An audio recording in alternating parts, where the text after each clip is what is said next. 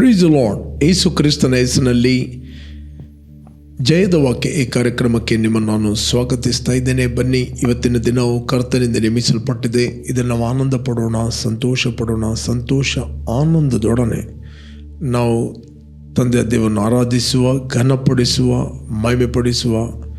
ಬನ್ನಿ, ನಿಮ್ಮ ಕಷ್ಟ, ಸಂಕಟ, ದುಃಖ, ನೋವು, ಚಿಂತೆ ಏನೇ ಇರಬಹುದು, ಬನ್ನಿ ನಾವು ಒಟ್ಟಾಗಿ ಪ್ರಾರ್ಥನೆಯೊಡನೆ ದೇವರ ವಾಕ್ಯವನ್ನು ಧ್ಯಾನ ಮಾಡುವ. ಅದಕ್ಕಿಂತ ಮುಂಚೆ ನಾವು ಸ್ವಲ್ಪ ಹೊತ್ತು ಆರಾಧನೆ ಮಾಡುವ, ಮತ್ತೆ ನಾವು ದೇವರ ವಾಕ್ಯವನ್ನು ಧ್ಯಾನ ಮಾಡುವ. ಶುಭ ಮುಂಜಾನೆ. Praise the lord. ನಮಗಾಗಿ ಶ್ರಮೆಯನ್ನು ಅನುಭವಿಸಿದ ಆತನು, ನಮಗಾಗಿ ಜೀವನದಿಂದ ಆತನು ಎಷ್ಟು ಸ್ತುತಿಸಿದರೂ ಅದು ಸಾಲದು. ಈ ಸಮಯದಲ್ಲಿ ಆತನನ್ನು ನಾವು ಸತ್ಯದಿಂದಲೂ ಆತ್ಮದಿಂದಲೂ ಆರಾಧಿಸಿ.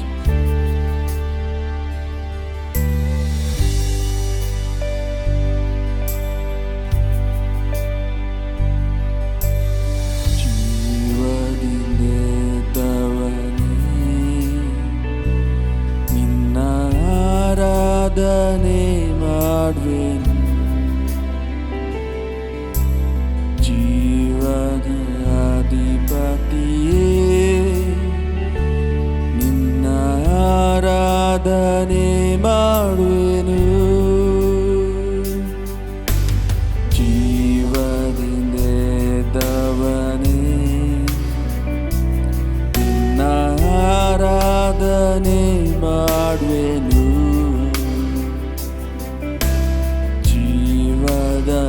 ಅಧಿಪತಿಯೇ ನಿನ್ನ ಆರಾಧನೆ ಮಾಡುವೆನು. Hallelujah hosanna, hallelujah hosanna, hallelujah hosanna,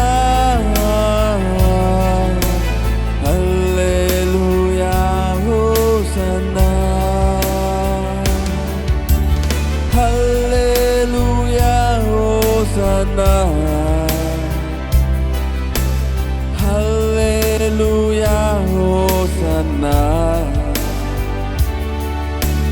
Hallelujah, Hosanna, Hallelujah, Hosanna. ಮರಣವಾಗಿ ಗೆದ್ದವನೇ ನಿನ್ನ ಆರಾಧನೆ ಮಾಡುವೆನು. ಪಾತಾಳ ಜಯಿಸಿದವನೇ ನಿನ್ನ ಆರಾಧನೆ ಮಾಡುವೆನು. ಮರಣವಾಗಿ ಗೆದ್ದವನೇ ನಿನ್ನ ಆರಾಧನೆ ಮಾಡುವೆನು. ಪಾತಾಳ ಜಯಿಸಿದವನೇ ನಿನ್ನ ಆರಾಧನೆ ಮಾಡುವೆನು. Hallelujah hosanna, hallelujah hosanna, hallelujah hosanna, hallelujah hosanna, hallelujah hosanna, hallelujah hosanna, hallelujah hosanna, hallelujah hosanna, hallelujah hosanna, hallelujah hosanna. Praise God. ದೇವರ ನಾಮಕ್ಕೆ ಸ್ತೋತ್ರವಾಗಲಿ. ಇವತ್ತು ನಾವು ಧ್ಯಾನಕ್ಕೆ ತೆಗೆದುಕೊಂಡಂತಹ ದೇವರ ವಾಕ್ಯದ ಭಾಗ ಅಪೊಸ್ತಲ ಕೃತ್ಯ 6ನೇ ಅಧ್ಯಾಯ 8ನೇ ವಚನ. ಅಪೊಸ್ತಲ ಕೃತ್ಯ 6ನೇ ಅಧ್ಯಾಯ 8ನೇ ವಚನ. ಸ್ತೇಫನನು ದೇವರ ಕೃಪೆಯಿಂದಲೂ ಬಲದಿಂದಲೂ ತುಂಬಿದವನಾಗಿ ಜನರಲ್ಲಿ ಮಹಾ ಅದ್ಭುತ ಕಾರ್ಯಗಳನ್ನು ಸೂಚಕ ಕಾರ್ಯಗಳನ್ನು ಮಾಡುತ್ತಾ ಇದ್ದನು. Praise God. ಇಲ್ಲಿ ನಾವು ನೋಡ್ತೇವೆ ಸ್ತೇಫನ ಯಾರಂತ ಹೇಳಿದರೆ 7 ಮಂದಿಯಲ್ಲಿ ಒಬ್ಬನು. ಗ್ರೀಕ್ ಭಾಷೆಯವರು ಇಬ್ರಿಯ ಭಾಷೆಯವರ ಮೇಲೆ ಗುಣುಗುಟ್ಟಿದ್ರು, ನಮ್ಮ ವಿಧವೆಯರನ್ನು ಸರಿಯಾಗಿ ಪರಾಮರಿಸುತ್ತಿಲ್ಲವೆಂದು. 6ನೇ ಅಧ್ಯಾಯದಲ್ಲಿ 1-2ನೇ ವಚನದಲ್ಲಿ ನಾವು ನೋಡ್ತೇವೆ. ಆಗ ಅಪೊಸ್ತಲರು ಹೇಳುತ್ತಾರೆ, ನಾವು ದೇವರ ವಾಕ್ಯ ಉಪದೇಶವನ್ನು ಪ್ರಾರ್ಥನೆಯನ್ನು ಬಿಟ್ಟು ಈ ಕೆಲಸ ಮಾಡೋದು ಸರಿಯಲ್ಲ. ಅದಕ್ಕೆ ಸರಿಯಾದ ನಿಮ್ಮಲ್ಲಿ 7 ಜನರನ್ನು ಆರಿಸಿರಿ, ಪರಿಚಾರಕ ಸೇವೆಗೆ, ಪರಾಮರಿಸೋದಕ್ಕೆ ಆರಿಸಿರಿ. ನಾವಾದರೂ ವಾಕ್ಯದಲ್ಲಿ ಧ್ಯಾನ ಮಾಡೋದಲ್ಲಿ ಪ್ರಾರ್ಥನೆಯಲ್ಲಿಯೂ ನಿರಂತರವಾಗುತ್ತೇವೆ. ಅಲ್ಲಿ ನಾವು ನೋಡ್ತೇವೆ 3 ರೀತಿಯ ಸಂಗತಿ ಇರುವ ಜನರನ್ನು ಅಲ್ಲಿ ಆರಿಸ್ತಾರೆ. ನಾವು ನೋಡಲಿಕ್ಕೆ ಹೋದರೆ ನಮಗೆ ಸಿಗ್ತದೆ 6ನೇ ಅಧ್ಯಾಯ 2ನೇ ವಚನ, ಅಪೊಸ್ತಲ ಕೃತ್ಯ. ಆಗ 12 ಮಂದಿ ಅಪೊಸ್ತಲರು ಶಿಷ್ಯ ಮಂಡಳಿಯನ್ನು ಕೂಡಿಸಿ, ನಾವು ದೇವರ ವಾಕ್ಯ ಉಪದೇಶವನ್ನು ಬಿಟ್ಟು ಉಪಚಾರ ಮಾಡುತ್ತಿರುವುದು ತಕ್ಕದಲ್ಲ. ಆದ್ದರಿಂದ ಸಹೋದರರೇ, ಸಂಭವಿತರು, ಪವಿತ್ರಾತ್ಮ ಭರಿತರು, ಜ್ಞಾನ ಸಂಪನ್ನರು ಆಗಿರುವ 7 ಮಂದಿಯನ್ನು ನಿಮ್ಮೊಳಗಿಂದ ನೋಡಿ ಆರಿಸಿಕೊಳ್ಳಿರಿ. ಅವರನ್ನು ಈ ಕೆಲಸದ ಮೇಲೆ ನೇಮಿಸುವೆವು. ನಾವಾದರೂ ಪ್ರಾರ್ಥನೆಯನ್ನು ವಾಕ್ಯೋಪದೇಶವನ್ನು ಮಾಡುವುದರಲ್ಲಿ ನಿರತರಾಗುವೆವು ಎಂದು ಹೇಳಿದರು. ನಾವಾದರೂ ವಾಕ್ಯೋಪದೇಶವನ್ನು ಪ್ರಾರ್ಥನೆಯನ್ನು ಮಾಡುವುದರಲ್ಲಿ ನಿರತರಾಗುವೆವು. ಅಪೊಸ್ತಲರು ಅವರಿಗೆ ಏನು ಕೆಲಸ ಕೊಟ್ಟಿದೆ ಅದನ್ನು ಅವರು ಮಾಡಿದರು. ಅವರು ಪ್ರಾರ್ಥನೆಯಲ್ಲಿಯೂ ವಾಕ್ಯವನ್ನು ಉಪದೇಶ ಮಾಡುವುದರಲ್ಲಿ ನಿರತರಾಗಿದ್ದು. ಯಾವ ಒಬ್ಬ ವ್ಯಕ್ತಿ ವಾಕ್ಯ ಉಪದೇಶ ಮಾಡುವುದಾದರೆ ಅವನು ಮೊದಲು ಪ್ರಾರ್ಥನೆ ಮಾಡುವಂಥದ್ದು ವೆರಿ ವೆರಿ ಇಂಪಾರ್ಟೆಂಟ್. ಇಲ್ಲಿ 7 ಮಂದಿಯನ್ನು ಆರಿಸ್ತಾರೆ. ಅವರಲ್ಲಿ ಎಂತಹ ಸಂಗತಿ ಇರಬೇಕಂತ ಹೇಳಿದರೆ, ಸಂಭವಿತರು, ಪವಿತ್ರಾತ್ಮ ಭರಿತರು, ಜ್ಞಾನ ಸಂಪನ್ನರು. ಇದರಲ್ಲಿ 7 ಮಂದಿಯನ್ನು ಅವರು ಆರಿಸ್ತಾರೆ. ಆ 7 ಮಂದಿಯಲ್ಲಿ ಒಬ್ಬನು ಸ್ತೇಫನನು. ಇಲ್ಲಿ ಬೈಬಲ್ ಹೇಳ್ತದೆ, ಸ್ತೇಫನನು ಆ ಕೆಲಸಗೋಸ್ಕರ ಮಾತ್ರ ಆತನು ಸೀಮಿತನಾಗಿರಲಿಲ್ಲ. 6ನೇ ಅಧ್ಯಾಯ 8ನೇ ವಚನ ಹೇಳಿದೆ, ಸ್ತೇಫನನು ದೇವರ ಕೃಪೆಯಿಂದಲೂ ಬಲದಿಂದಲೂ ತುಂಬಿದವನಾಗಿ ಅದ್ಭುತ ಸೂಚಕ ಕಾರ್ಯಗಳನ್ನು ಮಾಡುತ್ತಿದ್ದನು ಅಂತ ಬೈಬಲ್ ಹೇಳ್ತದೆ. Praise God. ಅದ್ಭುತ ಕಾರ್ಯಗಳನ್ನು ಸೂಚಕ ಕಾರ್ಯಗಳನ್ನು ಮಾಡುತ್ತಾ ಇದ್ದರು. ಪ್ರಿಯರೇ, ನಾವು ರಕ್ಷಣೆ ಹೊಂದಿದ್ದು ದೇವರ ಕೃಪೆಯಿಂದ. It is called general grace ಅಂತ ಕರೀತಾರೆ. ಜನರಲ್ ಗ್ರೇಸ್ ಅಂದರೆ ಸಾರ್ವತ್ರಿಕವಾದ ಕೃಪೆ. ಈ ಸಾರ್ವತ್ರಿಕವಾದ ಕೃಪೆ ದೇವರು ಎಲ್ಲರಿಗೋಸ್ಕರ ಸಿದ್ಧ ಮಾಡಿಟ್ಟಿದ್ದಾನೆ. ಎಲ್ಲ ಮನುಷ್ಯರು ರಕ್ಷಣೆಯನ್ನು ಹೊಂದಿ ಸತ್ಯದ ಜ್ಞಾನಕ್ಕೆ ಬರಬೇಕೆಂಬುದು ದೇವರ ಚಿತ್ತವಾಗಿದೆ. ಎಲ್ಲ ಮನುಷ್ಯರು ರಕ್ಷಣೆಯನ್ನು ಹೊಂದಿ ಸತ್ಯದ ಜ್ಞಾನಕ್ಕೆ ಬರಬೇಕೆಂಬುದು ದೇವರ ಚಿತ್ತ. ಬಟ್ ಈ ಲೋಕದ ಅಧಿಪತಿಯು ನಂಬಿಕೆಯಿಲ್ಲದವರ ಮನಸ್ಸನ್ನು ಏನು ಮಾಡಿದ್ದಾನೆ? ಮಂಕು ಮಾಡಿದ್ದಾನೆ. ಸುವಾರ್ಥ ಪ್ರಕಾಶವು ಅವರಿಗೆ ಉದಯವಾಗಬಾರದೆಂದು. ಯಾವಾಗ ನಾವು ಪ್ರಾರ್ಥನೆ ಮಾಡ್ತೇವೆ, ಸುವಾರ್ತೆಯನ್ನು ಹೇಳ್ತೇವೆ, ಆಗ ಕರ್ತನವರ ಮನೋನೇತ್ರಗಳನ್ನು ಬೆಳಗಿಸ್ತಾನೆ. ಅವರು ರಕ್ಷಣೆ ಹೊಂದುತ್ತಾರೆ, ದೇವರ ಮಕ್ಕಳಾಗಿ ಹುಟ್ಟುತ್ತಾರೆ, ನೀತಿವಂತರ ನಿರ್ಣಯವನ್ನು ಹೊಂದುತ್ತಾರೆ, ನಿತ್ಯ ಜೀವವನ್ನು ಹೊಂದುತ್ತಾರೆ. ಈಗ ಒಬ್ಬ ವ್ಯಕ್ತಿ ರಕ್ಷಣೆ ಹೊಂದಿದ ನಂತರ ಅವನು ಬೆಳೆಯಬೇಕು, ಆತ್ಮಿಕತೆಯಲ್ಲಿ ಬೆಳೆಯಬೇಕು, ದೇವರ ವಾಕ್ಯದಲ್ಲಿ ಬೆಳೆಯಬೇಕು. ಅದಕ್ಕೆ ಯಾವಾಗ ನೀನು ಬೆಳೆಯುತ್ತಿ, ದೇವರು ನಿನಗೆ ವೈಯಕ್ತಿಕ ಕೃಪೆಯನ್ನು ಕೊಡುತ್ತಾನೆ. ಅಂದರೆ ಸ್ಪೆಸಿಫಿಕ್ ಗ್ರೇಸ್ ಅಂತ ಹೇಳ್ತಾರೆ. ಇಲ್ಲಿ ಸ್ತೇಫನ ಇದೇ ರೀತಿ, ಸ್ತೇಫನು ದೇವರ ಕೃಪೆಯಿಂದಲೂ ಬಲದಿಂದಲೂ ತುಂಬಿದವನಾಗಿದ್ದನು. It's the grace of God. ಅದಕ್ಕೋಸ್ಕರ ಆತನ ಮೂಲಕ ಅದ್ಭುತಗಳು, ಸೂಚಕ ಕಾರ್ಯಗಳು ಉಂಟಾಗ್ತಾ ಇದ್ದವು. Because of that grace. ಇಲ್ಲಿ ಅಪೋಸ್ತಲ ಪೌಲ್ ತಿಮೋತಿ ಕೂಡ ಹೇಳ್ತಾನೆ, ತಿಮೋತಿಗೆ ಕೂಡ ಹೇಳ್ತಾನೆ. ನಾವು ಓದಿದರೆ ನಮಗೆ ಸಿಗ್ತದೆ. 2 ತಿಮೋತಿ 2 ಚಾಪ್ಟರ್ 1-2 ವಚನ ಓದ್ತೇನೆ. ನನ್ನ ಮಗನೇ, ನೀನು ಕ್ರಿಸ್ತ ಯೇಸುವಿನಲ್ಲಿ ಇರುವ ಕೃಪೆಯಿಂದ ಬಲ ಹೊಂದಿದವನಾಗು. ನನ್ನ ಮಗನೇ, ನೀನು ಕ್ರಿಸ್ತ ಯೇಸುವಿನಲ್ಲಿ ಇರುವ ಕೃಪೆಯಿಂದ ಬಲ ಹೊಂದಿದವನಾಗು. ನೀನು ನನ್ನಿಂದ ಅನೇಕ ಸಾಕ್ಷಿಗಳ ಮುಂದೆ ಕೇಳಿದ ಉಪದೇಶವನ್ನು ಇತರರಿಗೆ ಬೋಧಿಸ ಶಕ್ತರಾದ ನಂಬಿಗಸ್ತ ಮನುಷ್ಯರಿಗೆ ಒಪ್ಪಿಸಿಕೊಡು. ನಂಬಿಗಸ್ತ ಮನುಷ್ಯರಿಗೆ ಒಪ್ಪಿಸಿಕೊಡು. ಇಲ್ಲಿ ಅಪೋಸ್ತಲ ಪೌಲ್ ತಿಮೋತಿಯನ್ನು ತನ್ನ ಮಗ ಅಂತ ಕರೀತಾ ಇದ್ದ. The spiritual son. ನನ್ನ ಮಗನಾದ ತಿಮೋತಿಯನೇ, ನೀನು ಕ್ರಿಸ್ತ ಯೇಸುವಿನಲ್ಲಿರುವ ಕೃಪೆಯಿಂದ ಬಲ ಹೊಂದಿದವನಾಗು. The grace of God is nothing, it's the spiritual influence, ಆತ್ಮಿಕ ಸಾಮರ್ಥ್ಯ. ಓಕೆ, ನಿನ್ನ ಹತ್ರ ಏನು ನ್ಯಾಚುರಲ್ ಮಾಡಲಿಕ್ಕೆ ಆಗಲಿಲ್ಲ, ಸ್ವಾಭಾವಿಕವಾಗಿ ನಿನ್ನ ಹತ್ರ ಏನು ಮಾಡಲಿಕ್ಕೆ ಆಗುವುದಿಲ್ಲ, ಬಟ್ ದೇವರ ಕೃಪೆ ನಿನ್ನದನ್ನು ಮಾಡುವಂತೆ ಮಾಡುತ್ತದೆ. ದೇವರನ್ನು ಕರೆದಾಗ ದೇವರನ್ನು ಟ್ರೈನ್ ಮಾಡ್ತಾನೆ. ದೇವರನ್ನು ಟ್ರೈನ್ ಮಾಡಿದಾಗ ದೇವರನ್ನು ನೇಮಿಸ್ತಾನೆ. ದೇವರನ್ನು ನೇಮಿಸಿದಾಗ ದೇವನಿಗೆ ಕೃಪೆ ಕೊಡ್ತಾನೆ. ಈ 4 ಸಂಗತಿಗಳು very very important. When you God called you, he will train you, he will prepare you for the greater purpose. ಉನ್ನತವಾದ ಉದ್ದೇಶಕ್ಕೋಸ್ಕರ ಆತನು ನಿನ್ನನ್ನು ಸಿದ್ಧಪಡಿಸ್ತಾನೆ. ಆತನು ಸಿದ್ಧಪಡಿಸಿದ ನಂತರ ಆತನು ಆ ಒಂದು ಕೆಲಸಗೋಸ್ಕರ ಆತನು ನಿನ್ನನ್ನು ನೇಮಿಸ್ತಾನೆ. ಇಲ್ಲಿ ಕೂಡ ನಾವು ನೋಡ್ತೇವೆ, 7 ಮಂದಿ ನೇಮಿಸಲ್ಪಟ್ಟವರು ಸುಮ್ಮನೆ ತಿರುಗಾಡುತ್ತಿದ್ದವರಲ್ಲ. ಈ 3 ಸಂಗತಿ ಇದ್ದವರು ನೇಮಿಸಲ್ಪಟ್ಟವರು. ಒಂದು, ನಂಬರ್ 1, ಅವರು ಸಂಭಾವಿತರು.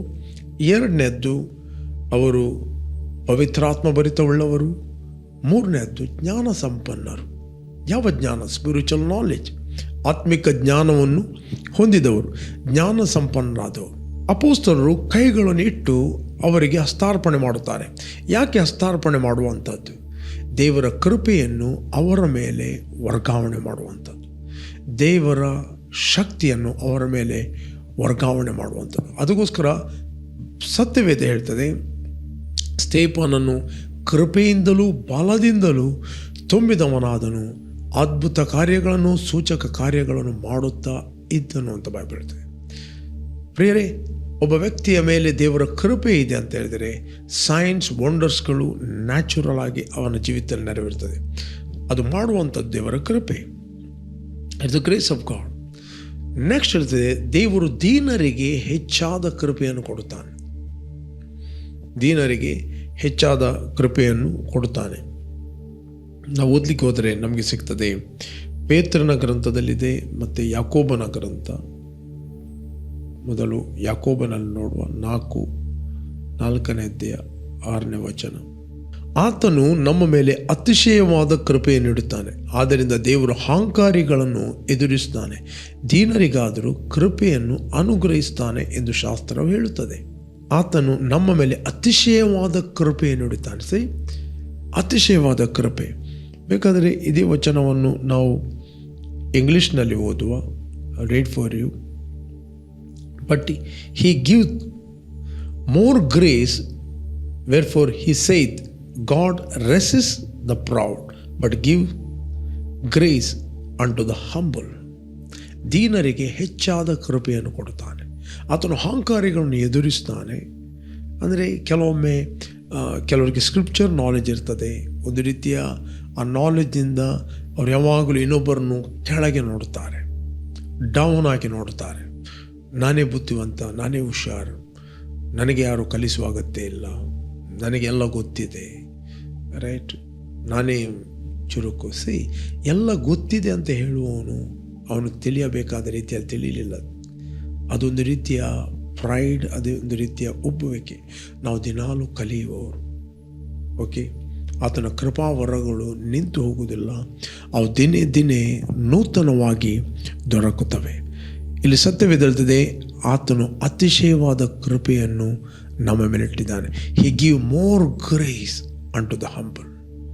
ಮೋರ್ ಗ್ರೇಸ್, ಹಿ ಗಿವ್ ಮೋರ್ ಗ್ರೇಸ್. ಹೆಚ್ಚಿನ ಕೃಪೆಯನ್ನು ಆತನು ಕೊಡ್ತಾನೆ. ಕೃಪೆ ದಿನೇ ದಿನೇ ಅದು ಹೆಚ್ಚಾಗುತ್ತದೆ. ಕೃಪೆ ಹೆಚ್ಚಾಗುವುದಂದರೆ ನಿನ್ನ ಜೀವಿತದಲ್ಲಿ ಆತ್ಮಿಕ ಸಾಮರ್ಥ್ಯ ಹೆಚ್ಚಾಗುವಂಥದ್ದು, ಸ್ಪಿರಿಚುವಲ್ ಇನ್ಫ್ಲುಯೆನ್ಸ್ ಹೆಚ್ಚಾಗುವಂಥದ್ದು, ಆತ್ಮಿಕ ಬಲ ಹೆಚ್ಚುವಂಥದ್ದು. ಅದಕ್ಕೋಸ್ಕರ ಸತ್ಯವೇದ ಹೇಳ್ತದೆ, ಸತ್ಯವೇದ ಸ್ಟೇಫನನು ಕೃಪೆಯಿಂದಲೂ ಬಲದಿಂದಲೂ ತುಂಬಿದವನಾಗಿದ್ದನು. ಇದೇ ವಚನವನ್ನು ಆಂಪ್ಲಿಫೈಡ್ ವರ್ಷನಲ್ಲಿ ನಾವು ಓದಿದ್ರೆ ನಮಗೆ ಸಿಗ್ತದೆ. But he gives us more and more grace through the power of the Holy Spirit to defy sin and live an obedient life that reflect both our faith and our gratitude for our salvation. Therefore, it says God is opposed to the proud and haughty, but continually gives the gift of grace to the humble who turn away from self-righteousness. Turn away from self-righteousness. He continually gives grace. Continually grace. Every morning ನಮಗೆ ಕೃಪೆ ಬೇಕು. ಒಂದು ಕುಟುಂಬವನ್ನು ನಡೆಸಬೇಕಾದರೂ ಒಂದು ಕೃಪೆ ಬೇಕು. ಒಂದು ವ್ಯವಹಾರವನ್ನು ನಡೆಸಬೇಕಾದ್ರೆ ನೀವು ಕೇಳಬೇಕು, ದೇವರೇ ಐ ನೀಡ್ ಗ್ರೇಸ್. ಓಕೆ, ಮಕ್ಕಳನ್ನು ಒಳ್ಳೆಯ ರೀತಿಯಲ್ಲಿ ನೋಡಬೇಕಂತ ಹೇಳಿದ್ರೆ ನಿನಗೆ ಅದಕ್ಕೆ ಕೃಪೆ ಬೇಕು. You need to depend upon grace. He continuously give grace. ನೀನು ಸಂಡೇ ಸ್ಕೂಲ್ ಟೀಚರ್ ಆಗಿದ್ದೀಯಾ, ನಿನಗೆ ಕೃಪೆ ಬೇಕು. ನೀನು ಸೆಲ್ ಲೀಡರ್ ಆಗಿದ್ದೀಯಾ, ಯು ನೀಡ್ ಗ್ರೇಸ್ ಆ ಸೆಲ್ ಗ್ರೂಪನ್ನು ಒಳ್ಳೆ ರೀತಿಯಲ್ಲಿ ನಿರ್ವಹಿಸಲಿಕ್ಕೆ. If you are a musician, choir ಗ್ರೂಪಲ್ಲಿದ್ದೀಯೋ, ಯು ನೀಡ್ ಗ್ರೇಸ್. ಒಂದು ವೇಳೆ ನೀನು ಮೀಡಿಯಾ ಮಿನಿಸ್ಟ್ರಿಯಲ್ಲಿದ್ದೀಯೋ, ನಿನಗೆ ಹೆಚ್ಚಿನ ಕೃಪೆ ಬೇಕು. ಓಕೆ, ಅಥವಾ ನೀನು ಏನೇ ಸಭೆಯ ಸೇವೆ ಮಾಡ್ತಾ ಇದ್ದೀಯೋ, ಕುಟುಂಬವನ್ನು ನಡೆಸ್ತಾ ಇದ್ದೀಯೋ, ಅಥವಾ ವ್ಯವಹಾರ ಮಾಡ್ತಾ ಇದೆಯೋ, ಬಿಸ್ನೆಸ್ ಮಾಡ್ತಾ ಇದೆಯೋ, ಪ್ರತಿಯೊಂದು ಭಾಗದಲ್ಲಿ ದೇವರು ತನ್ನ ಕೃಪೆಯನ್ನು ಕೊಡಲು ಆತನು ಸಿದ್ಧವಾಗಿದ್ದಾನೆ. He continuously give grace, more and more grace. ನಿನ್ನ ಜೀವಿತದಲ್ಲಿ ಕೃಪೆ ಹೆಚ್ಚಲ್ಪಟ್ಟಾಗ ಉಳಿದೆಲ್ಲ ಸಂಗತಿಗಳು ಮಲ್ಟಿಫ್ಲೈ ಆಗ್ತವೆ. ಓಕೆ, ಯಾರಿಗೆ ಆತನು ಕೃಪೆ ಕೊಡ್ತಾನೆ? ಅಹಂಕಾರಿಗಳಿಗೆಲ್ಲ. ಆತನು ದೀನರಿಗೆ ಹೆಚ್ಚಾದ ಕೃಪೆಯನ್ನು ಕೊಡ್ತಾನೆ. ದೀನತೆ ಅಂದರೆ ಏನು? ದೀನತೆ ಅಂತ ಹೇಳಿದರೆ ನಾವು ನಟನೆ ಮಾಡುವಂಥದ್ದಲ್ಲ, ಸ್ಲೋ ನಡೆಯುವಂಥದ್ದಲ್ಲ, ಹಳೆಯ ಚಪ್ಪಲು ಹಾಕುವಂಥದ್ದಲ್ಲ, ಹಳೆಯ ಬಟ್ಟೆ ಧರಿಸುವಂಥದ್ದು. ಅದು ಮನುಷ್ಯರ ಮುಂದೆ ದೀನತೆಯಾಗಿ ಕಾಣ್ಬೋದು. ಬಟ್ ನಮಗೆ ಇಂಪಾರ್ಟೆಂಟ್, ದೇವರ ಮುಂದೆ ನಾವು ದೀನರಾಗೋದು ಹೇಗೆ? ದೇವರ ಮುಂದೆ ದೀನರಾಗೋದು, ದೇವರು ನಮ್ಮ ಕುರಿತಾಗಿ ಏನು ಹೇಳಿದ್ದಾನೆ ಅದನ್ನು ನಾವು ಒಪ್ಪುವುದು. ಇಲ್ಲ ಅಂತ ಹೇಳಿದರೆ ಅದಕ್ಕೆ ಕಪಟತನದ ದೀನತೆ ಅಂತ ಹೇಳಿದೆ, ಫಾಲ್ಸ್ ಹ್ಯೂಮಿಲಿಟಿ ಅಂತ ಕರೀತಾರೆ. ಫಾಲ್ಸ್ ಹ್ಯೂಮಿಲಿಟಿ ಅಂದರೆ ದೀನರಾಗಿ ನಟನೆ ಮಾಡೋದು, ಬಟ್ ಅವರ ಒಳಗಿಂದ ಅರೋಗ್ಯಂಟ್ ಆಗಿರ್ತಾರೆ, ಅಹಂಕಾರಿಗಳಾಗಿರ್ತಾರೆ, ಪ್ರತಿಯೊಂದು ದೇವರ ವಾಕ್ಯವನ್ನು ಅವರು ಒಪೋಸ್ ಮಾಡೋರಾಗಿರ್ತಾರೆ. ಮೇ ಬಿ ಅವರು ಸ್ಲೋ ಮಾತಾಡುವವರು ದೀನರಂತ ಹೇಳಲಿಕ್ಕೆ ಆಗೋದಿಲ್ಲ. ಓಕೆ, ಕೆಲವೊಮ್ಮೆ ಗಟ್ಟಿಯಾಗಿ ಮಾತಾಡುವವರು ಅವರು ದೀನರಾಗಿರ್ತಾರೆ. ಯಾಕೆ ದೀನರು? They are always depend upon God. Okay, always depend upon God. ಅವರು ದೇವರ ಮೇಲೆ ಆತುಕೊಂಡಿರ್ತಾರೆ. ಪ್ರೇರೆ, ನಿಮ್ಮ ಹತ್ರ ಎಷ್ಟೇ ದೊಡ್ಡ ಪೊಸಿಷನ್ ಇರ್ಬೋದು, ಎಷ್ಟೇ ದೊಡ್ಡ ಸ್ಥಾನ ಇರ್ಬೋದು, ಎಂಥ ಕೆಲಸ ಇರ್ಬೋದು, maybe are doctor, maybe are engineer, maybe you are a lawyer, ನೀನು ನ್ಯಾಯವಾದಿ ಆಗಿರ್ಬೋದು, ಜಡ್ಜ್ ಆಗಿರ್ಬೋದು, ಪೊಲಿಟಿಷಿಯನ್ ಆಗಿರ್ಬೋದು, ಅಥವಾ ರಾಜಕೀಯದ ವ್ಯಕ್ತಿ, ಅಥವಾ ಇಂಜಿನಿಯರ್ ಆಗಿರ್ಬೋದು, ಡಾಕ್ಟರ್ ಆಗಿರ್ಬೋದು, ಯಾರೇ ಆಗಿರ್ಬೋದು, ಯಾವ ಕೆಲಸ ಮಾಡ್ತೀರಿ ಆತನ ಕೃಪಾವರಗಳು ನಿಂತು ಹೋಗುವುದಿಲ್ಲ. ಆತನು ನಿಮಗೆ ಆ ಕೆಲಸವನ್ನು ನಿರ್ವಹಿಸಲಿಕ್ಕೆ ಕೃಪೆ ಕೊಡುತ್ತಾನೆ. ಏನು? To ask grace. ಓಕೆ, ಸ್ಟೇಫನನು ದೇವರ ಕೃಪೆಯಿಂದಲೂ ಬಲದಿಂದಲೂ ತುಂಬಿದವನಾಗಿದ್ದನು. ಅದ್ಭುತ ಕಾರ್ಯಗಳನ್ನು, ಸೂಚಕ ಕಾರ್ಯಗಳನ್ನು ಮಾಡುತ್ತಾ ಇದ್ದನು. ಯಾಕೆ ಅದ್ಭುತಗಳು, ಸೂಚಕ ಕಾರ್ಯಗಳು ಆತನಿಂದ ಮಾಡಲಿಕ್ಕೆ ಆಯಿತು? ಆತನು ಕೃಪೆಯಿಂದಲೂ ಬಲದಿಂದಲೂ ತುಂಬಿದವನಾಗಿದ್ದನು. ಪ್ರೇರೆ, ನಮಗೆ ಹೆಚ್ಚಿನ ಕೃಪೆ ಬೇಕು. ಅಪೊಸ್ತಲ ಪೌಲ್ ತಿಮೋತಿ ಕೂಡ ಹೇಳ್ತಾನೆ, ನನ್ನ ಮಗನ ತಿಮೋತಿಯನೇ, ಕ್ರಿಸ್ತ ಯೇಸುವಿನಲ್ಲಿರುವ ಕೃಪೆಯಿಂದ ನೀನು ಬಲ ಹೊಂದಿದವನಾಗು. Be strong in the grace of God. Be strong in the grace of God. ಯಾರಿಗೆ ಕೃಪೆ ಕೊಡುತ್ತಾನೆ? ದೀನರಿಗೆ ಕೃಪೆ ಕೊಡುತ್ತಾನೆ. ನಿನ್ನನ್ನು ದೇವರು ಯಾವುದಕ್ಕೆ ಕರೆದಿದ್ದಾನೋ, ಕರೆದ ನಂತರ ಆತನನ್ನು ಪ್ರಿಪೇರ್ ಮಾಡುತ್ತಾನೆ, ಸಿದ್ಧಪಡಿಸ್ತಾನೆ, ನಿನ್ನ ನೇಮಿಸ್ತಾನೆ. ಯಾವುದಕ್ಕೆ ಆತನ ನೇಮಿಸ್ತಾನೋ ಅದಕ್ಕೆ ಕೃಪೆ ಕೊಡ್ತಾನೆ. Maybe you are a teacher, maybe you are a pastor, ನೀನು ಒಬ್ಬ ಸಭಾ ಸೇವಕನಾಗಿರ್ಬೋದು. ನಿನ್ನಷ್ಟಕ್ಕೆ ನೀನು ಸಭಾ ಸೇವಕನಾಗಲಿಕ್ಕೆ ಆಗೋದಿಲ್ಲ ಅಂಟಿಲ್ ಗಾಡ್ ಕಾಲ್ಡ್ ಯು. ದೇವರು ನಿನ್ನನ್ನು ಆ ಸೇವೆಗೆ ಕರೆದರೆ ದೇವರು ಅದಕ್ಕೆ ನಿನಗೆ ಕೃಪೆ ಕೊಡ್ತಾನೆ. ಓಕೆ, ನಿನ್ನನ್ನು ಪ್ರಿಪೇರ್ ಮಾಡುತ್ತಾನೆ, ನೇಮಿಸ್ತಾನೆ, ಕೃಪೆ ಕೊಡ್ತಾನೆ. ಮೇ ಬಿ ದೇವರು ನಿನ್ನನ್ನು ಕರೆದಿರ್ಬೋದು. Are you prepared? ದೇವರು ನೇಮಿಸುವ ಮೊದಲು ನಿನ್ನನ್ನು ನೇಮಕ ಮಾಡಿದರೆ ಅಲ್ಲಿ ಕೃಪೆ ಇರುವುದಿಲ್ಲ. ಮೇ ಬಿ ನೀನು ಸ್ಟಡಿ ಮಾಡಿ ತುಂಬ ಬೋಧನೆ ಮಾಡ್ಬೋದು, ತುಂಬ ಟೀಚಿಂಗ್ ಮಾಡ್ಬೋದು. ಓಕೆ, ನಾವು ಬೋಧನೆ ಮಾಡೋದಕ್ಕಿಂತ ಮುಂಚೆ ನಾವು ಜೀವಿಸುವಂಥದ್ದು ವೆರಿ ವೆರಿ ಇಂಪಾರ್ಟೆಂಟ್. ದೇವರು ತಿಳಿಸಿದ ಸತ್ಯಾರ್ಥಗಳನ್ನು ನಾವು ಜೀವಿಸಿ ಅಪ್ಲೈ ಮಾಡಿ ಮತ್ತೆ ಅದನ್ನು ಬೋಧಿಸುವಂಥದ್ದು ಅನೇಕರಿಗೆ ಅದು ಜೀವ ಕೊಡುತ್ತದೆ, ಅನೇಕರನ್ನು ಅದು ರಕ್ಷಿಸ್ತದೆ. ಪೌಲನು ತಿಮೋತಿಗೆ ಹೇಳ್ತಾನೆ, ನಿನ್ನ ವಿಷಯದಲ್ಲಿಯೂ ನಿನ್ನ ಉಪದೇಶದ ವಿಷಯದಲ್ಲಿಯೂ ಎಚ್ಚರಿಕೆಯಾಗರು, ಆಗ ನಿನ್ನನ್ನು ನಿನ್ನ ಉಪದೇಶ ಕೇಳುವವರನ್ನು ನೀನು ರಕ್ಷಿಸುವಿ. ನಿನ್ನ ಯಾರು ಉಪದೇಶವನ್ನು ಕೇಳ್ತಾರೋ ಅವರು ಕೂಡ ಪ್ರೊಟೆಕ್ಟ್ ಆಗುತ್ತಾರೆ. ಓಕೆ, ನಿನ್ನ ವಿಷಯದಲ್ಲಿಯೂ ನಿನ್ನ ಉಪದೇಶ ವಿಷಯದಲ್ಲಿಯೂ ಎಚ್ಚರವಾಗಿರು. ಕೆಲವೊಮ್ಮೆ ಬೈಬಲ್ ಹೇಳ್ತದೆ, ನರನ ಸ್ವಂತ ನಡತೆ ಅವನಿಗೆ ಸರಿಯಾಗಿ ಕಾಣ್ತದೆ, ಬಟ್ ದೇವರು ಹೃದಯಗಳನ್ನು ನೋಡುವ ಆತನು.